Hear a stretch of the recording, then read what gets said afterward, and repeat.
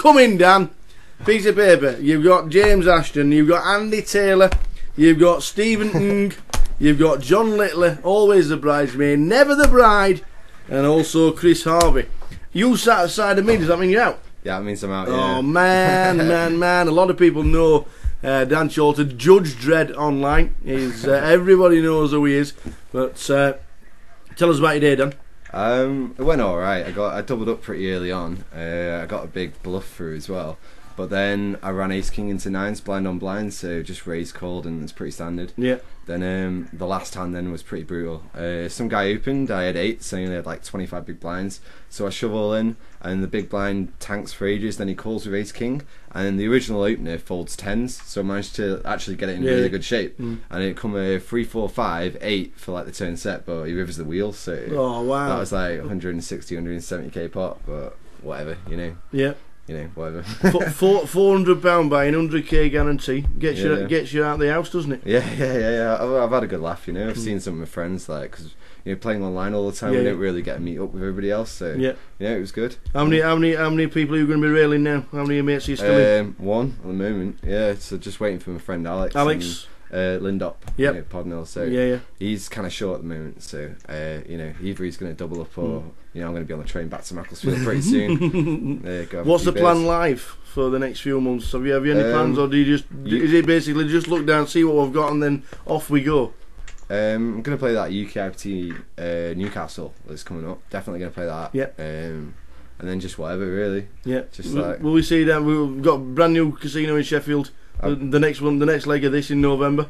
Yeah, I'll probably come up for that. Really, it's just you know, just every other month really. Yeah, just come out for it. Yeah, obviously predominantly online. Yeah, you rip it up online. You must be chatting to the guys all the time online. Do you guys? Is it a case of you guys having a good time online and obviously doing very well, and then just thinking, do you know what, we'll just go and have a weekend away somewhere and play? Yeah, a little bit. Yeah, well, I think there's a lot of value in these tournaments, obviously, because like I mean. You know, they've got really good structure, and there's a lot of like people are getting off satellites and stuff like that, so there's a lot of value there. But at the same time, definitely just a weekend off it, you know, just to chill out, just to have a few drinks and just chill out. What's it like playing 20 hands an hour? It's really slow. That's actually one of the worst things about it, because like when we're on table, when we're online, like most of us are playing, you know, like 10, 15 tables, so like. You know, you've always got a hand somewhere, you know. Whereas here you can go 45 minutes, 50 minutes, and that's like the online player's biggest downfall, because they just feel like, you know, they have to get involved, you know, and they end up playing too many pots, and then, you know, they start tilting because they're not getting chips very quickly, and like that's why I actually wouldn't mind just buying in like level 6 or something, because the first couple of levels, like when you start with 500 bigs at 25, 50, you guys who are normally multi-tabling 10, 12 tables, it's just like. Yeah. I mean, it's like so hard to win a big pot. Like I told you yesterday, I was in level 2. I folded King's Pre. For like, cause I just didn't feel comfortable getting in 350 big blinds pre with the action, because it was so crazy. You know, it's like, I mean, you need a really sick cooler or somebody who's just not very good, and most people are all right. So the second hand in yesterday on Thursday, sorry, day 1A, second hand in, ace queen obviously on a different table, ace queen against jack queen, as it worked out, on a queen 6 board. Right. I'm still not sure how 50,000 chips ended up in the middle. Yeah, that's then the ridiculous. jack on the turn. I wouldn't even get it in with ace queen. Like, no, the ace queen obviously thought it was in front, but obviously the guy spikes the jack on the turn. Was it all in on the flop? It was all in on the flop, and I'm just wondering how on earth you can still get 500 bigs. Surely pot control, even in the early stages. I think that's just bad. You know, like I wouldn't even get it in with ace queen, to be honest, on a queen 6. Like it's just, you know, I mean, what are you going to get called by? Exactly. Yeah.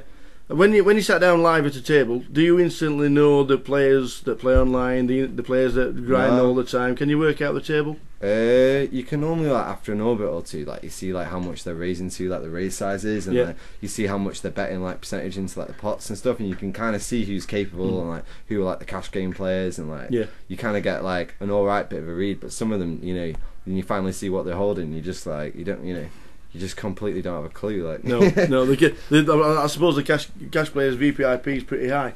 They want to see as many flops as they can, don't they? But it's been great to see you, because we obviously going around the country doing all the different tours and what have you. We've noticed an influx of online players coming to play live. Yeah. And not only are you bringing a new dimension to the game. There's a lot of guys out there that probably still 6x pre. Yeah. And you guys use them in Razor 2.2 to perfection. Sometimes, like, it depends. Like the early levels, like start quite big and then just lower it, and then like it's like min raise when it gets really, when we get really deep in the tournament, you want to like lower it as the tournament goes, like just.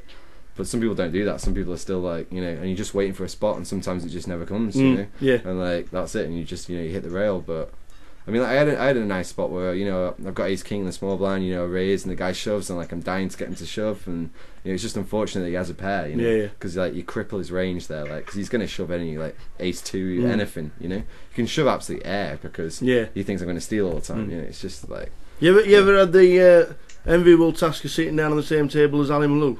I've heard he's absolutely mental, isn't he? I don't think so. Well, one of the hands that these guys commentated on earlier was on the feature table. One of the early raisers. I think the blinds were at 8.16 at the time. It must have been one of the early stages of today. Raises to 4,000, which is probably pretty standard. Right. Ali then makes it 22. Right. Which 22,000. Yes. Right. Which is probably like you sat at the table, you're thinking, what has he got? Yeah. But then he then gets 4-bet to 41, and then he just flats.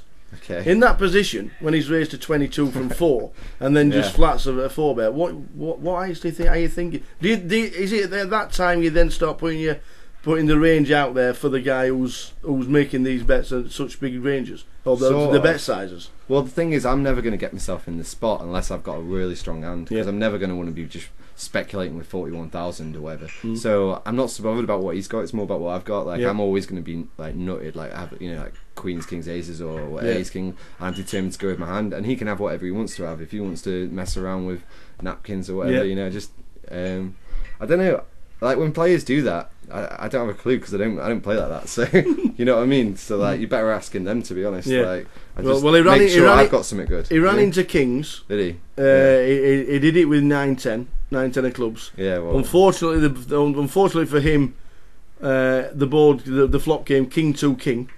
Yeah. So he's ran into quads instantly, and then he's led out obviously. Right. And he's put a small bet in. And then he's obviously gone all in to try and obviously rep the king. But so she sat there with a pair. But she's got all of them. She's got the absolute. And the unfortunate thing for him is that he goes on major tilts, which I don't know if that's something you actually do. Yeah, sometimes it's pretty hard. Like I think everyone goes through it, but definitely working on it. He's on uber tilts. He's then got 3-5 of hearts. Yeah. And then the same person wakes up with aces. So I suppose it's an unfortunate spot for him. Yeah. But I was just wondering on the bet sizes. Have you worked out the bet sizes to perfection? No, well, it depends as well. Like, if like the table, they're more like a lot of them are calling a lot of the times. I want to go a bit bigger just to try and encourage folds. Whereas if I think a small raise is getting through, then obviously I'll elect to do. You want to do the minimum to get it through. Yeah. But if it isn't getting through, I'm gonna have to make it bigger. So. Like it's not always like a set amount. It obviously depends on the table. Tomorrow, we've got the anniversary cup. Yeah, the £6,000 added. It's value for any poker player. Yeah, it looks like a really good tournament. But, are you around or are we back to Mac? Yeah, well Sunday's like the biggest day online and all that. So of course it is. Yeah, definitely gonna play all those. But I'd definitely play this if it was on any other day. Yeah, But I'll just be at home playing that. Yeah, a lot of people talk about the online poker and they don't know the Sunday grind. Everybody goes on about the Sunday grind. Yeah. Do you have a set plan for Sundays yourself, or is it basically have a look at all the top tournaments? Because you can spend a fortune, can't you? Yeah, I normally get up about. Normally start playing at about 2:00. Yeah, and then I'll register all the way through till about maybe midnight or something like that. And then I'd play till about 3-4 in the morning or something. But is that why they call it the Sunday grind? Yeah. Well, people do like way longer than I do, but like that's where all like the juicy tournaments are. But there's so many runners in them. Like most of the time you lose money, but when you win, you seem to win a lot. Yeah. Not that I've ever won a lot on a Sunday, but hypothetically it should work. But eventually my day will come on a Sunday. But yes, best result in Sunday Million. Oh, I've never done infinite. I've got like 50th or something like that. Right. Yeah. I've done well on some of the other big ones, but not the Sunday I Millions. just had a word in me I that picked the one tournament that's absolutely.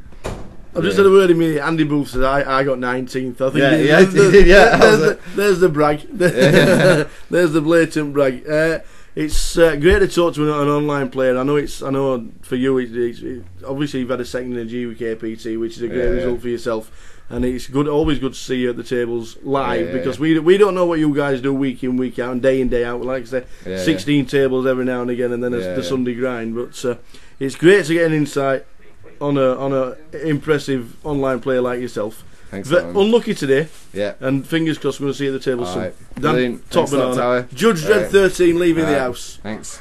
Nice one. There you go.